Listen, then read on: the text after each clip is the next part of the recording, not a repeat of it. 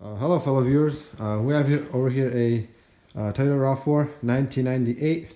This is a manual and it's all-wheel drive. So not all Toyota Rav4s are all-wheel drive. There's some two-wheel drives, there's some automatics. So I'm going to show where the 4 engine mounts are located, and so on different models it might be in different locations. I'm not quite exactly sure, so just make sure what model you have. I have a manual all-wheel drive, so the first one is going to be on the passenger side. It's located right there. And so just the basics is there's a bolt, and there's 2 bolts from top and a bolt from bottom that hold the engine. So if you want to remove this mount, I guess it's this bolt on the other side, looks like it. And there's 3 bolts that attaches it to the engine. So that's your passenger side mount. The driver's side, you'll have to remove this air box intake, and under it, if you can see right there, I'm shining on it, there's a bolt that goes through the middle of it, and that's the only bolt that you have to remove so that it's free from the engine. But then there's more bolts. If you want to remove the mount, it's attached to the car.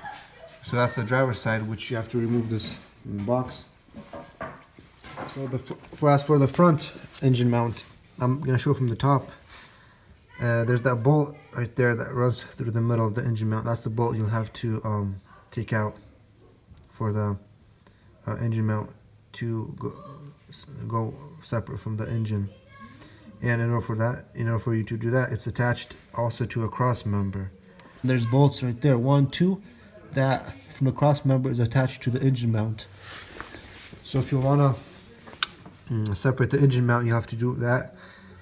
So over here we have the rear mount. I'm under the car right now, and this is probably the hardest one to take out. Probably requires the most work. As you see, it has a bolt that runs through it, just as on the front one. And then there's 2 bolts under. Right there, there's one, and there's another one in that hole, and that should make the engine mount free. And in order for you to take it out, well, to the best of my knowledge, there's not enough room to take it out just like that. So what you have to do is this cross member right here, you have to take off, which requires a lot of bolts to be unscrewed, and for this whole big piece of metal to go off. And because this cross member right here is attached to the front engine mount too, so once you lower this, then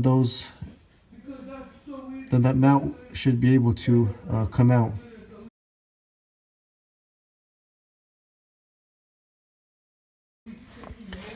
That's what I figured out as far as when I was working here.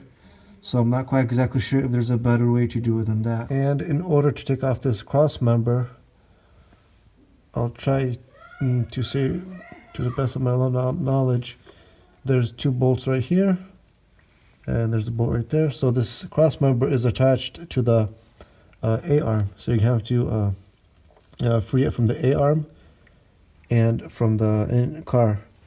So those 3 bolts right here. So I'm looking from the front of the car, and there's another bolt right there. It's attached to A-arm. The cross member is attached to it. So that's another bolt. And then there's a bolt right there. I'm shining on it. It's attached to the car too. So I believe those are the only ones you have to unscrew over on this side and on the passenger side. And I believe that should be it. So I believe that's all of it that I showed. Don't take my word for it. Just when you'll be working on it, make sure there's nothing else holding it. But I believe that's it. If there's anything, if there will be something else, then just probably check it out, see what you can do about it. I'm not quite exactly sure if you have to take off the car, the wheel and stuff. Looks like it's not necessary, so it's up to you. See how it works out for you.